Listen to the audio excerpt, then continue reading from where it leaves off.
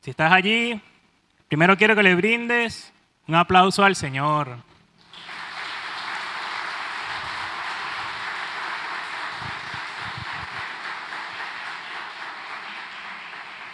Más fuerte, más fuerte.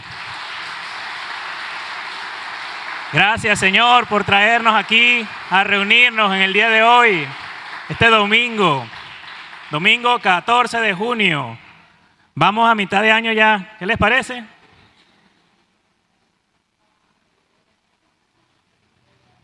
...14 de junio de 2026.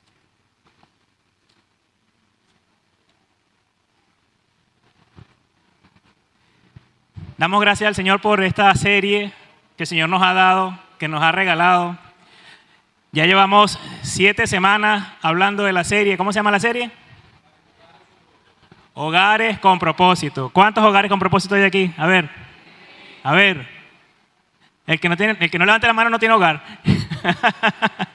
No tiene casa. Hay que buscarle alojamiento en un hogar que un propósito. ¿Sí? El Señor nos ha ministrado de manera poderosa en cada uno de los domingos que hemos visto. Ya son 7, no los voy a repasar porque ya son muchos. Están en YouTube, todos están grabados para usted allí. Póngase al día, no se pierda ninguno. Y hoy vamos a continuar a reflexionar sobre situaciones que suceden en nuestros hogares que son difíciles. ¿Sí? Entonces requieren de nosotros una característica que tiene un nombre o una palabra a veces difícil de pronunciar, pero creo que cada vez se ha hecho más común, sobre todo en nuestro país, que se llama resiliencia. Dígalo, resiliencia. Resiliencia. Ok, resiliencia. Sí. Si no sabes lo que significa, cuando ves lo que significa, te vas a sentir totalmente identificado. Y te vas a preguntar, ¿yo soy resiliente o no soy resiliente? No es una palabra que está en la Biblia porque es como de reciente data esa palabra. Le dieron un nombre a algo que estaba sucediendo en nuestra sociedad, sobre todo en la pandemia, perfectamente. Bien. Entonces, te voy a pedir que te pongas de pie para que oremos y coloquemos este mensaje en las manos del Señor. Padre, gracias por habernos traído aquí el día de hoy a reunirnos, a estar, Señor, en tu presencia. Pedimos, Espíritu Santo, que estés aquí con nosotros, que seas tú, Señor, hablándonos a través de tu palabra, Señor. Que lo que tenga, Señor, que decirnos a cada uno, Señor, sea tomado no solamente en la mente, sino también en el corazón. Y que sea puesto en práctica, Señor, en mi vida. Gracias, Padre, porque tú decidiste en tu santa voluntad que estuviéramos aquí para escuchar tu palabra, Señor. Ponemos este mensaje, Señor, en tus manos. Que sea, Señor, de provecho, Señor, para todos. La mesa está servida. En el nombre de Jesús oramos. Amén. Gloria al Señor.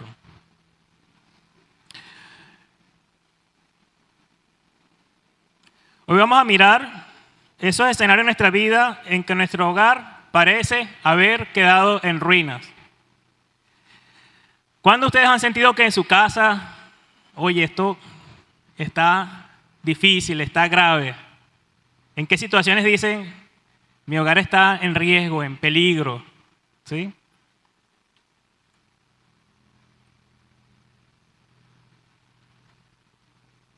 Gloria a Dios por la vida de ustedes y sus hogares, que no. Dios me los guarde. ¿Sí? Nosotros, como sociedad, vivimos una situación a mediados de la década pasada en el cual muchas familias fueron separadas debido a la migración, ¿cierto? ¿Quiénes aquí tienen familia fuera del país? Yo soy uno también, sí. Tengo una hermana que se fue. ¿Quiénes aquí le ha fallecido un familiar en su hogar? ¿Han tenido que separarse de esa persona?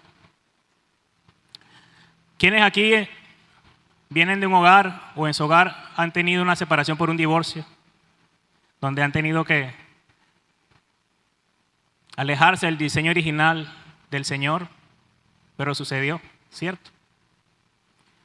De eso vamos a reflexionar el día de hoy. Y recuerda que estamos aquí en la iglesia para hablar de estos temas, porque es el lugar en el cual nuestro Señor nos habla especialmente a todos juntos. Fíjate que varios levantamos las manos y a veces creemos que solamente yo tengo un familiar fuera del país, solamente a mí se me murió un familiar, solamente a mí se me divorciaron mis padres. Somos varios como iglesia y no pocos, muchos levantamos las manos, ¿sí? Y eso más que alejarnos, tiene que unirnos como congregación y unirnos más al Señor.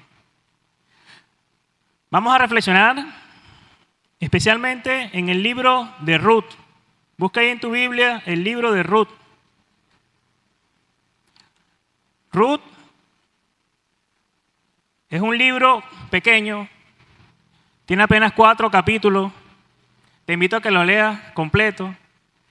Es un oasis en la Biblia porque está entre Jueces y Primera de Samuel. El libro de Jueces, que es una descripción de violencia, de muchas cosas suceden allí. Y luego aparece el libro de Ruth con una historia que nos ministra mucho por lo hermosa que es.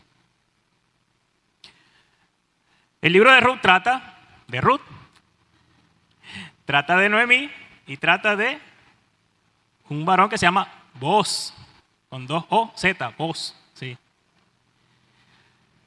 Nos dice en el libro de Ruth que en el día que gobernaban los jueces hubo hambre en la tierra de Israel. Y un varón llamado Elimelec, que era el esposo de Noemí, se fue de Belén, emigró hacia otro lugar que se llamaba Moab. Y él se fue con su esposa Noemí y sus 2 hijos. Sus 2 hijos se llaman Malón y Kelión. Se fueron a Moab. Resulta que en Moab, Elimelec se murió.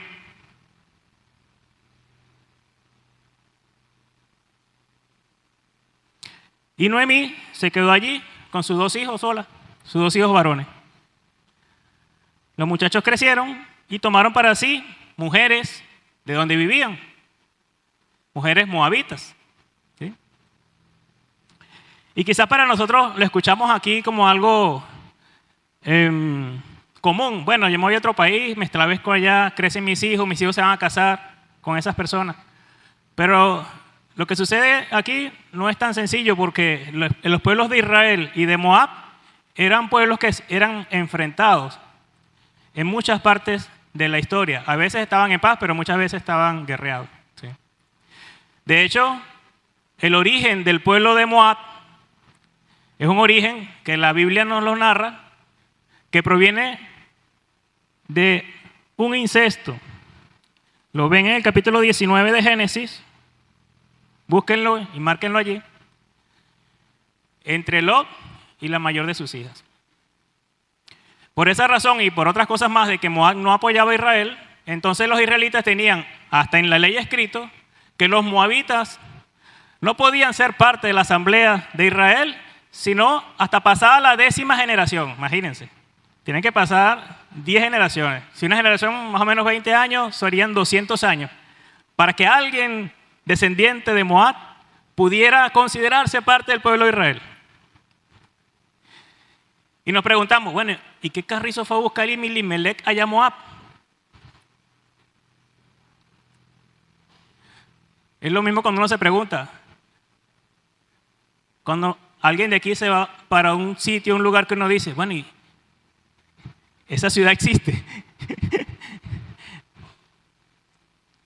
Y hay una razón básica, que es una necesidad insatisfecha, que es el hambre. Había una hambruna muy fuerte. No había más, sino Elimelec no vio más remedio, sino que irse para Moab. Ahora, ustedes imagínense cómo estaban esos israelitas en Moab. ¿Será que había xenofobia? Cuando los veían, ustedes no son los que nos tienen aquí excluidos, ahora vienen para acá a buscar. ¿Les suena familiar? ¿Algún familiar le habrá contado algo que le habrá sucedido en alguno de los países donde ha ido? ¿Sí? Entonces, la historia de Ruth no es tan lejana a nuestra historia, ¿sí? A lo que nos sucede.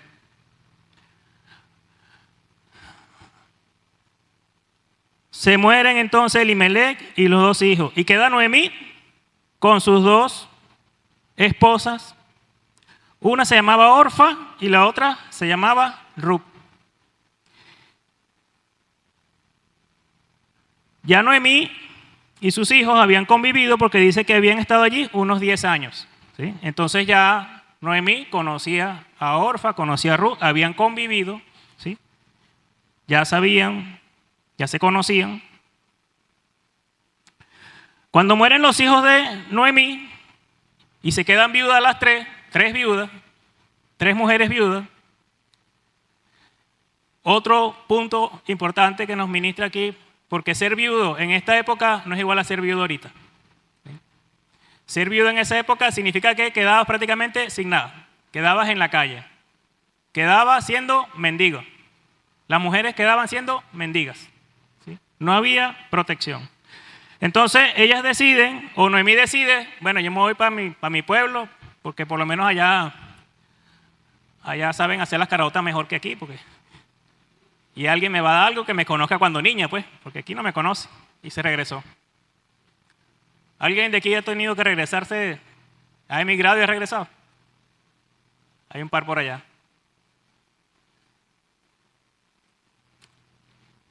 Y creo que cuando regresan quieren más a su patria, ¿verdad? Dicen, no está tan mal, la cosa no está tan mal. Quizás ese mismo sentimiento tenía Noemí, ¿sí? Pero ella se va y ve a Orfa y a Ruth y les dice, váyanse para casa de sus padres, quédense aquí en casa de sus padres, ustedes son jóvenes, tienen oportunidad de volver a casarse. De hecho era así, las muchachas cuando quedaban jóvenes viudas, iban a casa de su padre y su padre podía volver a buscar matrimonio, pagar una dote, o sea, todo lo que se hacía en aquel momento. ¿Sí? Ellas primero dijeron, no, nosotros no vamos contigo, pero Noemí les insistió. Orfa lo pensó mejor y Orfa dijo, no, sí es verdad, yo me voy para casa de mi papá. Se fue. Y Ruth, por el contrario, le dijo, lo tenemos allí en el versículo 16, Ruth le respondió, no insistas en que te deje o que deje de seguirte, porque donde tú vayas, yo iré. Y donde tú mores, moraré. Tu pueblo será mi pueblo y tu Dios será mi Dios. Donde tú mueras, allí moriré y seré sepultada. Así haga el Señor conmigo y aún peor, si algo, excepto la muerte, nos separa. Noemí, ante esa declaración de Ruth, dice, no, esta muchacha no me va a dejar. Vámonos pues, nos vamos. Vamos para Belén. Ahora, ya no es Noemí la que es extraña en una tierra, sino que es Ruth que va a ser extraña en una nueva tierra. ¿Sí? Sin embargo, Ruth, con su lealtad y su confianza en Noemí, ganada durante tantos años, ¿sí? Yo imagino que Noemí, después vamos a ver cómo ella le da muchos consejos sabios a Ruth de lo que tiene que hacer. E imagino que en el tiempo que vivieron en Moab, que todavía estaban vivos sus hijos, Noemí era una mujer muy cercana a sus nueras y les enseñó, diríamos hoy, de la palabra, de las escrituras, ¿sí? Entonces ya ellas conocían de lo que era el Dios de Israel, de lo que era el pueblo, de lo que era lo que conocían. Y por supuesto, eso facilitó a Ruth a tomar esa decisión, esa determinación. Entonces aquí es cuestión de preguntarnos, ¿cuántas veces le hemos hablado a los que están en nuestra familia acerca del Evangelio? O cuando vamos afuera, ¿cuántas veces hemos estado dispuestos a continuar con nuestra fe a pesar de lo que está alrededor? Noemí no sabía que se iba a morir Elimelech ni que se iban a morir los hijos. No sabía nada de eso. Sin embargo, ella creó su hogar, ¿sí? Y en su casa tenía, se nota, una buena relación con sus hijas moabitas, digámoslo así, ¿sí? Ruth, al ver eso, fíjense que no dudó. No, yo me voy con Noemí. O sea, no tengo otra familia, mi familia es Noemí, ¿sí? Y esa declaración, tu pueblo será mi pueblo y mi Dios será tu Dios. Qué hermoso, ¿verdad? Qué hermoso, ¿sí?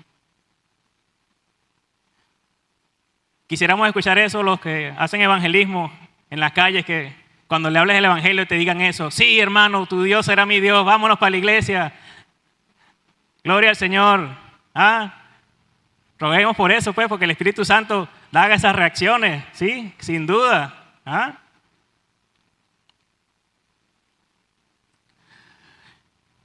En el 22 nos dice, y volvió Noemí, y con ella su nuera Ruth, la moabita, regresando así de los campos de Moab. Llegaron a Belén al comienzo de la siega de la nevada.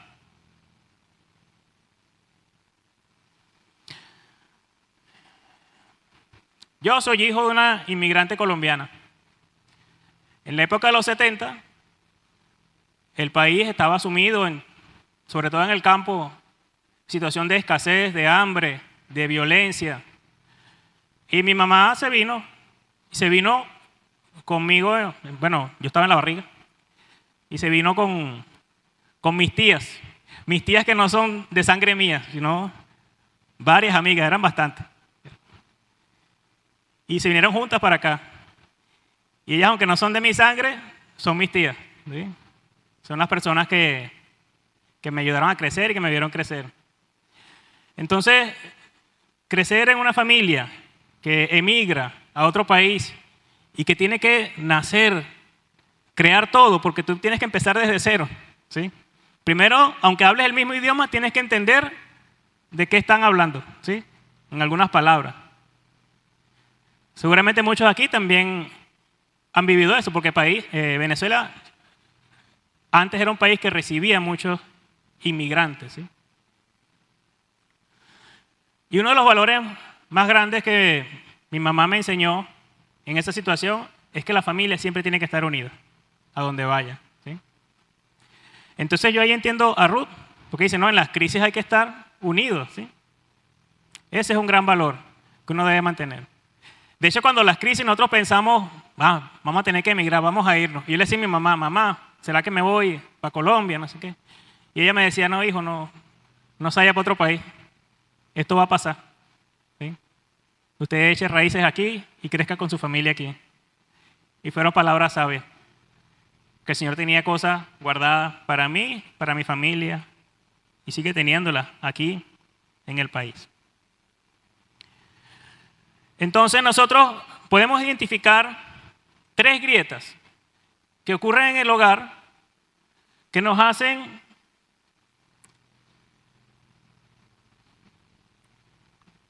crecer, que nos hacen cambiar, que nos hacen a veces dudar de esas situaciones. Siempre se redefine lo que somos como personas y como familia. Una de esas situaciones es, por supuesto, la migración.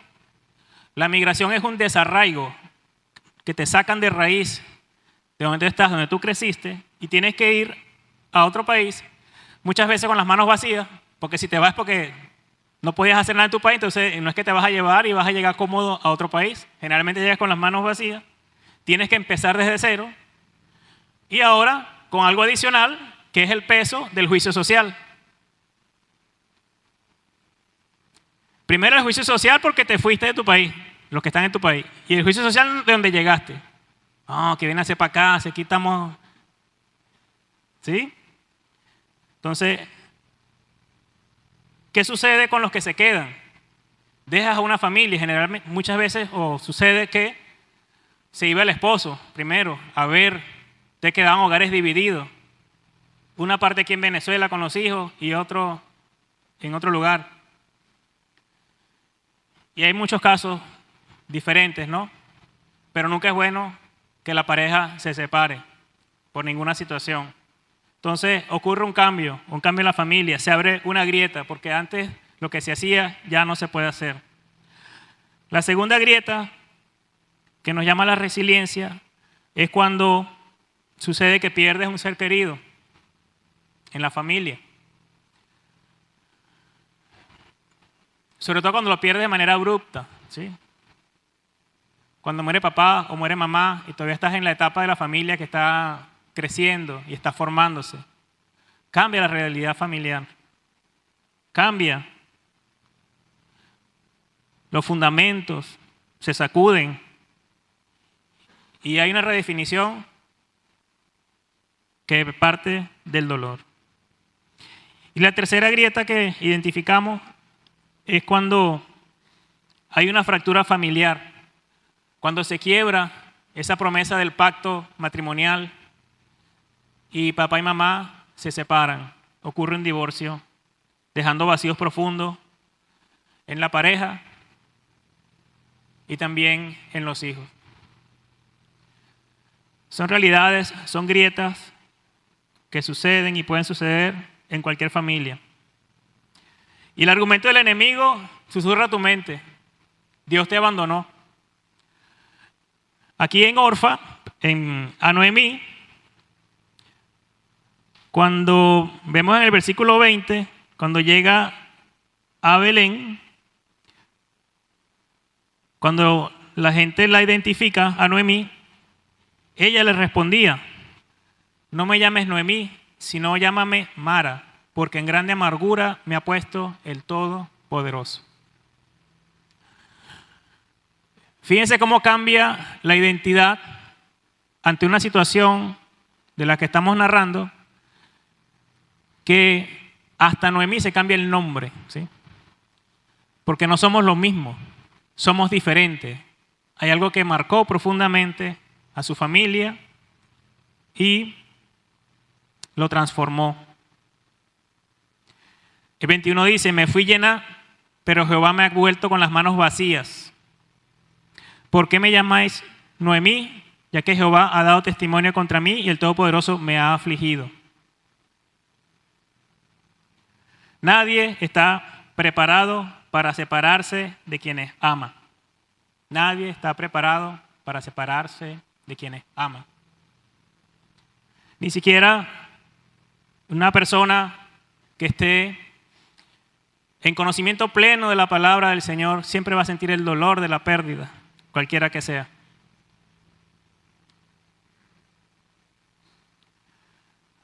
Por eso en el pasaje de Noemí identificamos, primero hay una ilusión de autosuficiencia material.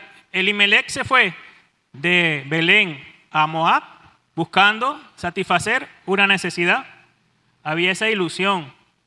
Huyeron por eso, buscando satisfacer una necesidad humana. Incluso yendo en contra de lo que su pueblo establecía. A veces nosotros hacemos cosas que son totalmente contrarias a nuestras creencias por satisfacer una necesidad o un deseo humano.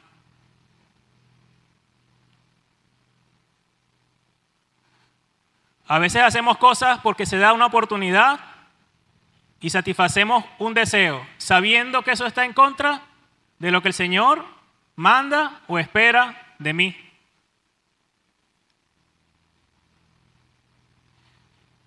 Y quizás lo haces totalmente justificado. Está justificado, Elimelec tenía hambre. Está justificado, es que yo tenía que hacerlo porque tengo que tener un dinero para mi familia. O no, tenía que aprovechar la oportunidad porque si no, después no se va a poder. Nosotros mismos nos justificamos.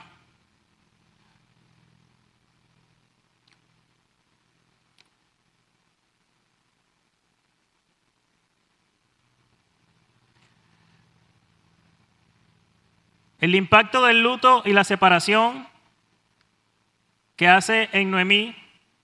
Noemí se siente desamparada, separada de su diseño original. Cuando decide regresar, se llena de amargura, ya lo vimos. El texto dice que volvía vacía.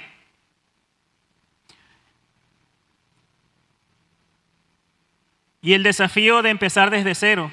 Noemí regresa vacía y Ruth llega como una extranjera a una tierra nueva. Ambas representan al que le toca reconstruir 2 veces. Que Noemí se fue, tuvo que reconstruir en Moab. Ahora regresó, le toca reconstruir otra vez en Belén. ¿Sí? Y ella narra allí, ya no tenía edad para tener hijos, para volverlo a hacer, no tenía fuerza, según ella, porque está hablando de sus propias fuerzas. Muchas veces nos quedamos así, pero luego vamos a ver el desarrollo de la historia, el papel crucial que tiene Noemí y cómo su vida se transforma. Pero Noemí no estaba tomando en cuenta algo que aquí en el versículo 22, donde termina el capítulo 1, dice: así volvió Noemí y Ruth la moabita, su nuera, con ella. ¿Qué significa? Noemí regresó amargada, protestando, renegando, pero ella no estaba pensando qué quería el Señor en que Ruth se viniera con ella. Y precisamente allí, en esa semilla, es donde está la diferencia del cambio de su vida ante la tragedia. Entonces nosotros muchas veces nos cegamos ante las situaciones, ante las grietas, y se nos hace difícil, si no imposible, ver la luz, lo que el Señor está haciendo en tu vida, lo que puede hacer, lo que puede generar. Nos cegamos porque le creemos el cuento al enemigo. Dios me abandonó, ya estoy sola, no tengo a nadie. Así le pasó a Noemí. Noemí no estaba viendo que Ruth se regresó después de esa declaración. Por eso la diferencia está en esta irrupción, porque no se puede llamar de otra manera, es una irrupción de la lealtad. Ruth rompe con el molde cultural, llega a una nueva tierra y no lo hace por su propio beneficio. Ya lo dijimos, ella pudo haberse ido con su papá y puede haberse vuelto a casar, sino que decide abrazar el sacrificio, mantenerse, ser leal. Ruth representa la lealtad que decide reconstruir la familia a pesar de la tragedia. Y uno se pregunta, ¿por qué Ruth se fue con Noemí? Humanamente no tiene sentido.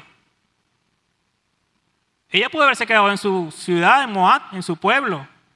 Y bueno, Noemí, que le vaya bien, que consiga ya a alguien que se acuerde de usted y la reciba.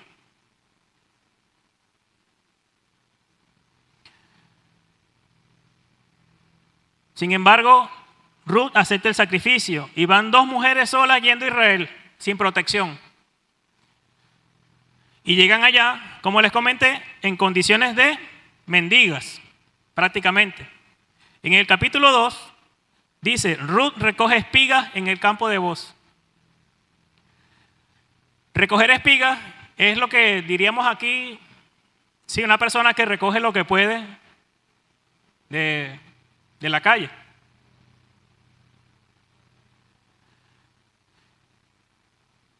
Dice, Noemí tenía un pariente de su marido, hombre rico de la familia de Elimelech, el cual se llamaba Booz.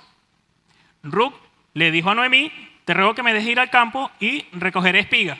Es como le dijera, déjame ir a la calle a buscar a ver qué podemos comer, ¿sí? A ver qué recojo. Y sigue, en pos de aquel a cuyos ojos hallaré gracia. Y ella le respondió, ve hija, hazlo. Fue pues y llegando espigó en el campo en pos de los segadores, es decir, iba atrás de los segadores. Los segadores iban recogiendo el grano y lo que se iba cayendo no estaba solamente Ruth, estaban otra cantidad de desamparados luchando por los granos que se caían. Eso era permitido en la ley mosaica, de hecho era propiciado. Tú podías recoger y dejar en los bordes los granos para que los desamparados, los extranjeros, los que pasaran por ahí, los inmigrantes, los peregrinos, recogieran lo que quedaba de la cosecha. Y cuando los segadores iban recogiendo lo que se caía, no podían regresarse a agarrarlo, sino que lo dejaban allí para los desamparados. Ahora bien, si Ruth no estaba sola y habían otras personas allí, ¿ustedes se imaginan cómo es esa situación ahí? La lucha por... Es como si están recogiendo dólares y se le cae $1. La lucha por ese dólar. ¿Ah? por una mujer. Ahí no hay nada. La lucha es para poder agarrar esa moneda. Prácticamente el grano de cebada es como una moneda porque es el alimento, ¿sí? Entonces era algo peligroso, incluso, ¿sí? Ruth pide permiso y Noemí no tiene más remedio porque no tiene más nada que hacer sino, vaya mija, porque usted está joven, porque si yo voy para allá quizás no regrese, ¿sí? Sin embargo, Ruth lo hace. Y lo hizo. Y aconteció que en aquella parte del campo era de Booz. Ella no sabía que ese campo era de Booz. Noemí le había contado que tenía un pariente, pero ella se fue a cegar a un campo. Y casualmente cayó en el campo de Booz, ¿sí? Entonces ahí nos narra que Booz vino de Belén.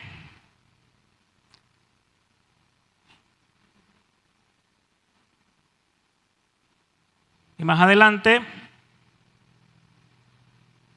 Booz la reconoce y le dice a Noemí en el versículo 11, capítulo 2, versículo 11, respondiendo Booz le dijo, he sabido todo lo que has hecho con tu suegra después de la muerte de tu marido, y que dejando a tu padre y a tu madre y la tierra donde naciste, has venido a un pueblo que no conociste antes.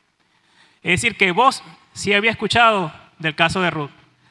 Claro, porque ese era un pueblo, no habían tantos habitantes y bueno, llegó Noemí, todo el mundo supo, ese era el cuento. Mira, la que se fue. Ah, mira, la que emigró, la que se fue y que buscaba, tú sabes, hacerse millonario en Estados Unidos. Mira, ahí regresó, sola, vacía. Es más, se trajo a alguien porque, ¿sabes? La crítica fácil, ¿sí? Que se puede hacer. Todo el mundo lo supo.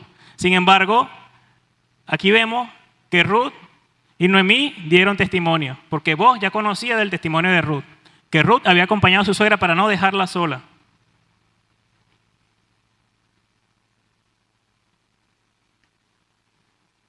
Entonces ya Booz sabe quién es Ruth. Y aquí nosotros tenemos que preguntarnos, cuando están estas situaciones, ¿realmente nos conoce? El Señor nos conoce. ¿Conocemos al Señor cuando cae la tragedia? ¿O es cuando se está cayendo el avión que empezamos a repasar? ¿O cuando el autobús está que se accidenta? A llamar a Dios y que, Señor Dios, aquí estoy. ¿Sí? No, ya Booz conocía a Ruth. Y Booz es una persona bondadosa. Lo vemos en el versículo 16, cuando dice, y dejaréis caer para ella algo de los manojos, y lo dejaréis para que lo recoja y no la reprendáis. Esto le dijo a los segadores.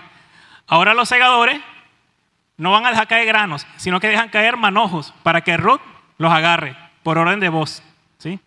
Entonces ahora, fíjense que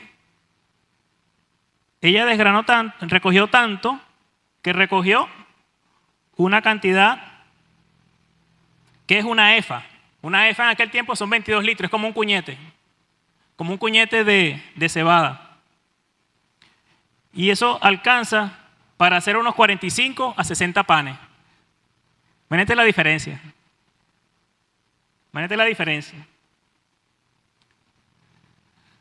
Ruth es obediente a los consejos de Noemí. ¿Qué significa esto? Que la lealtad no fue una sola vez. No fue una sola vez que ella le dijo, no, me voy contigo. No solamente allí, sino que cuando estuvieron en el pueblo de Israel, Ruth siguió escuchando de los consejos de Noemí. ¿Y qué hacía el Señor? Les proveía. Y de gran manera. Tener una efa de cebada y poder hacer 60 panes significa que las dos podían comer muchos días, ¿sí? ¿Y quién les proveyó eso? El Señor. ¿A causa de qué? De la lealtad de Ruth. ¿Sí ven? En medio de la tragedia podemos mantenernos fieles, mantenernos en obediencia. En vez de irnos a protestar, a renegar del Señor, a gritar que nos ha abandonado, preguntarnos, Señor, ¿cuál es tu propósito para mi vida, para nuestra vida, para nuestro hogar, con esto que está sucediendo? Amén. En el capítulo 3, ya Noemí se da cuenta que Ruth está cegando en la tierra de Booz, y Noemí le dice, oye, intenta ver si Booz nos hace la redención.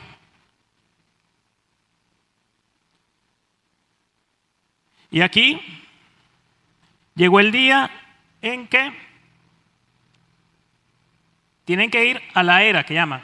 La era el espacio donde se trillaba la cebada, donde se limpiaba. O sea, ya recogieron todo el grano y ahí se trilla, se limpia.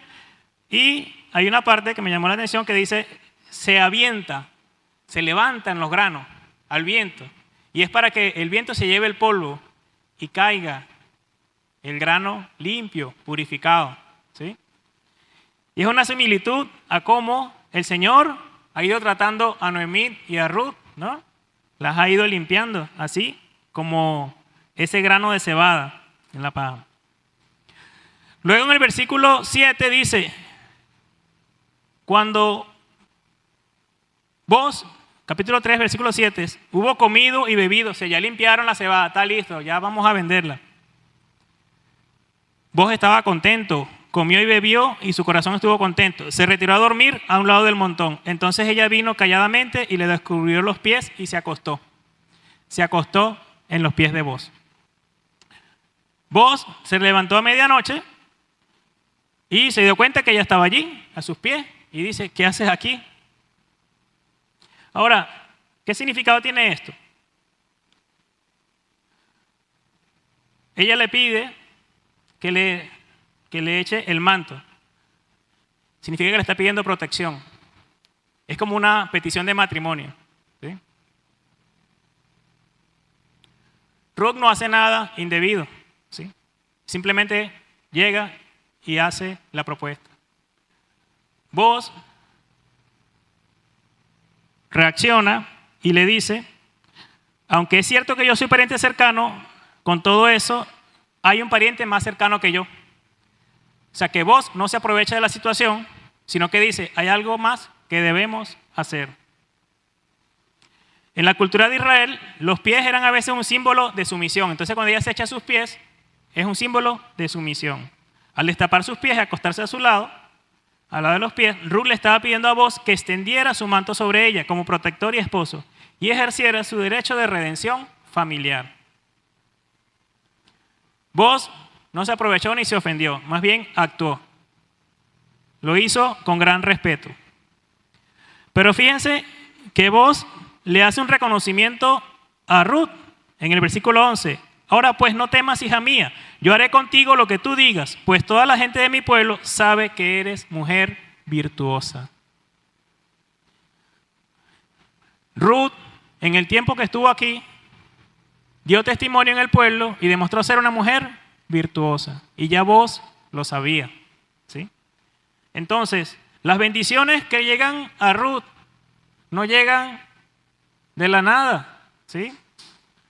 Hay una trayectoria de lealtad, de obediencia, de fidelidad. ¿Sí?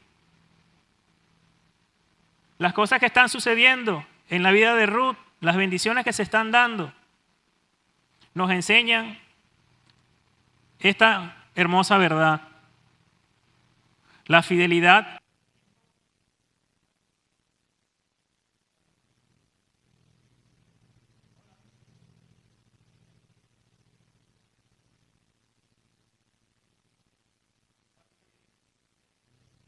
Sí, sí.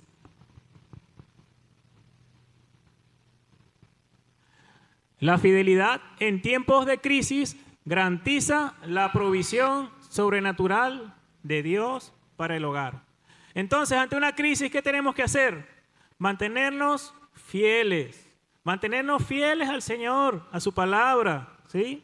Mantenernos fieles al testimonio que el Señor nos llama a mantener. Eso es lo que nos enseña la historia de Ruth. Y el Señor se va a encargar de proveer sobrenaturalmente a tu hogar. Te darás cuenta que nada va a faltar y todo estará saciado. Pero hablemos con honestidad. Cuando estamos en un momento en que sentimos que nuestro hogar está lleno de escombros, sin esperanza, es muy difícil tomar esta promesa estas palabras. Es muy difícil. Sin embargo, Dios, nuestro Dios, utiliza el desierto para abrir caminos donde no los hay. Nuestro Dios, el Dios de Jesús, abre caminos donde no los hay. Bien lo dice en Isaías 43, versículos 18 y 19. No recuerden las cosas anteriores, ni consideren las cosas del pasado. Yo haré algo nuevo. Ahora acontece, no lo perciben. Aún en los desiertos haré camino y ríos en lugares desolados. ¿Qué nos dice nuestro Dios en este pasaje? Primero, no tenemos que mirar el pasado. No mirar el pasado. Ante una situación, ante esas grietas tan difíciles, no miremos el pasado, porque sabemos que Dios hace algo nuevo. Dios hace algo nuevo. Él solo necesita, ¿sabes qué? La fidelidad en lo poquito que te queda. En esa Ruth que regresó con Noemí. En esa lealtad pequeña que trajo Ruth con Noemí de regreso a Belén. Porque Dios no necesita que todo en tu vida esté perfecto para empezar a bendecirte. No necesita ni lo espera que en tu vida todo esté perfecto para empezar a bendecirte. Él solo necesita tu fidelidad en lo poco, en lo poco que te quede en esos momentos. Por eso hoy te invito a activar la resiliencia. ¿Cómo se dice? Resiliencia. Ok, vamos a ver qué significa resiliencia. La resiliencia es la capacidad humana para adaptarse positivamente a situaciones adversas, traumas o tensiones significativas, logrando no solo recuperarse de ellas, sino también salir fortalecido y transformado por la experiencia. ¿Alguien ha sido resiliente en esta sala? Amén, gloria a Dios. Dale un aplauso al Señor. Amén, gloria a Dios. Porque ante las situaciones adversas salimos diferentes, salimos fortalecidos, transformados, un poquito más sabios, ¿sí? Más cerca de Él incluso. Hay 3 actitudes prácticas que nos ayudan a ser resilientes. Y la primera es la renuncia a la autosuficiencia. No debemos caer en la trampa de aislarnos cuando tenemos un problema. Noemí estaba cayendo en esa trampa. Dijo, no, yo mejor soluciono esto sola. Me voy, quédense ustedes aquí, váyanse a su familia. Ya el Señor no me quiere, el Señor me abandonó. Ni se acerquen a mí, me voy a cambiar el nombre. Llámenme Mara. Y esto está listo, esto se acabó. Aquí no hay más nada que hacer. Yo me voy y veo cómo hago. No caigas en esa trampa. La autosuficiencia es una trampa. Yo me voy del país porque yo puedo hacer todo allá y solo voy a lograrlo. Y cuando llegas allá te das cuenta de que solo no puedes. Tienes que empezar a hacer relaciones, a buscar personas, empezar a llamar, ¿sí? La autosuficiencia no sirve de nada. Es una trampa del ego, de ti mismo. Cuando quieres hacer las cosas solo, estás dejando a las personas que te quieren de lado y estás dejando a Dios de lado. Entonces, lo primero para ser resiliente es que renuncie a la autosuficiencia y más bien abraza la vulnerabilidad. ¿Qué significa eso? Que seas capaz de decir, yo necesito tal cosa, ¿sí? Y lo compartas. Bien dice en Eclesiastés 4, del 9 al 10, más valen 2 que uno solo, pues tienen mejor pago por su trabajo. Porque si uno de ellos cae, el otro levantará a su compañero, pero hay del que cae cuando no hay otro que lo levante. No hay peor cosa que caerse solo, ¿verdad? ¿Cómo te levantas? ¿Sí? Aquí hay acompañado, aunque sepa que se rían de uno. Que te ayuden a levantarte. La segunda actitud es que saques el dolor a la luz, a la presencia de Dios. A veces pasan cosas en nuestra vida y decimos, no, todo está bien. Y tienes aquí un cuchillo clavado en el costado que está inflamado, putrefacto, con pus. No vale, todo está fino. Y te volteas y tienes un cuchillo aquí de dolor que no puedes más. No evites el proceso. Dolor es parte del proceso, del crecimiento. Las emociones que son enterradas, ¿sabes qué? Se pudren y crean en ti amargura. En cambio, las emociones expresadas ante Dios son sanadas. Dios se molestó porque Noemí dijo que él lo había abandonado. No, ¿verdad? Noemí expresó su emoción. ¿Cómo se sentía? ¿Cómo estaba en ese momento? Y mira esta promesa que hay en Salmo 147:3. Él sana a los quebrantados de corazón y venda sus heridas. Ahora, si tú escondes la herida, es como si tú vayas para el médico y te ocultes la herida y no te dejes curar. ¿Me explico? Es lo mismo. Parece lo más tonto del mundo, pero es lo más común. Cuando en una pareja hay una discusión, hay una herida, entonces escondemos la herida porque empezamos a decirnos cosas nosotros mismos de que no, esas son cosas mías o son cosas de él. Y esa herida queda ahí. Y después en cualquier otro momento más adelante se cae una cebolla y, oye, ¿por qué dejaste caer la cebolla? Y sale una discusión que tú no sabes de dónde salió. Resulta que es la herida que estaba de aquel momento, tiempo atrás. Las heridas hay que sanarlas. No hay que dejarlas infectar. Al familiar que nos toca quedarse muchas veces, al que tuvo que emigrar, pero hay gente que se queda, o a los que reciben migrantes. Tenemos aquí también el ejemplo de vos, o de los ancianos que están en el capítulo 4, más adelante. En vez de juzgar a las personas que se van o a las que regresan, convirtámonos en esas personas, en vos, en los ancianos, que reciben, que están dispuestos a escuchar, que observan. Eso ayuda a sanar heridas. Nosotros estamos llamados a sanar heridas, a ser instrumentos para ello. Y la tercera actitud es camina en fidelidad con lo que te queda en la mano. Hay que reconocer que el dolor es real, pero ese dolor no define tu identidad. Noemí pensó que regresaba vacía, pero traía consigo a Ruth, la cual la conectó con vos. En Ruth 1:22b dice, llegaron a Belén al comienzo de la siega de la cebada. Es decir, cuando ellas regresaron, precisamente estaban recogiendo la cebada. O sea, llegaron en el mejor momento. Ahora, ellos lo planificaron, sabían eso, ¿no? Cuando llegaron fue que se dieron cuenta. Se llegaron al momento de abundancia de la tierra. Entonces, el Señor, cuando hay fidelidad, bendice. Tu dolor no define tu identidad, lo que define tu vida es que eres un hijo amado caminando hacia el propósito de Dios. Por eso el Señor nos dio y nos quiere seguir dando una provisión redentora a través de su Hijo Jesucristo. Tú sabes que tú cuentas con el 100% de la provisión redentora de Jesucristo para tu vida. ¿Sabías eso?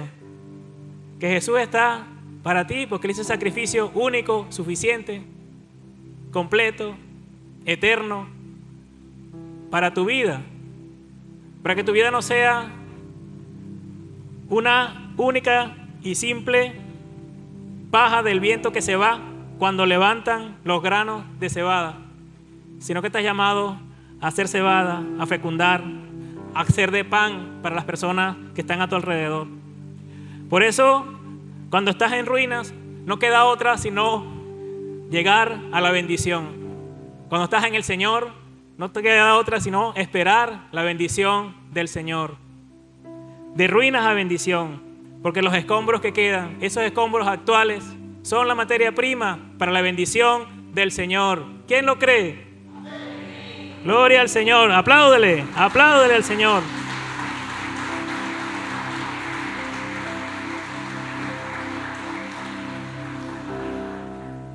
Dios no te abandona en la tragedia familiar, económica o migratoria. Dios nunca nos abandona en los escombros.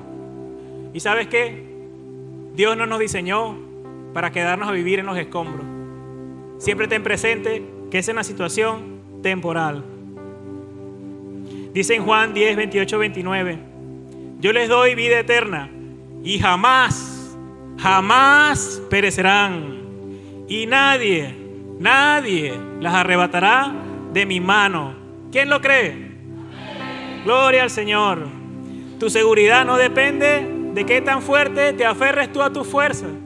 Noemí estaba aferrada a sus fuerzas, no podía ver un poco más allá. En cambio Ruth decía, tu Dios será mi Dios, yo quiero eso para mí. Y se fue con ella, sin miedo al futuro.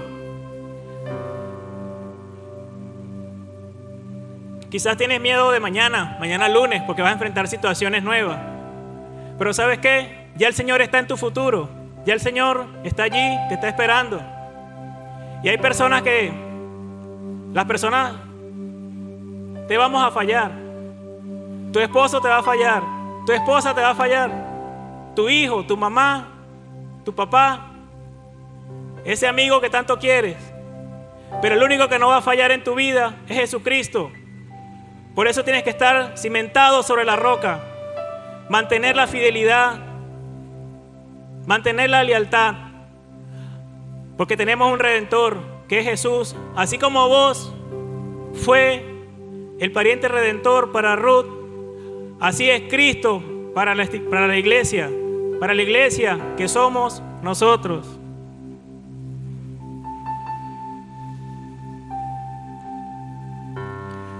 El libro de Ruth termina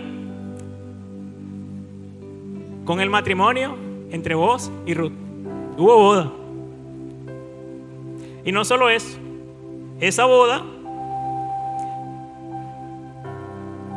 dio el nacimiento de Obed. Y Obed tuvo como hijo a Isaí. E Isaí engendró al rey David.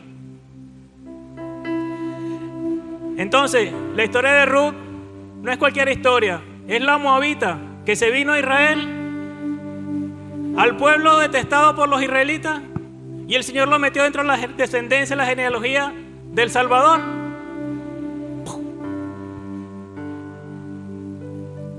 Y nosotros los humanos perdemos el tiempo haciendo cuadritos, despreciándonos, fronteras, no, tú eres de allá, yo soy de acá. Y el Señor tomó a Ruth, una extranjera, y la metió en la línea directa a la descendencia del rey David. No hay nada imposible para nuestro Señor. Nada imposible. Ponte de pie, vamos a orar.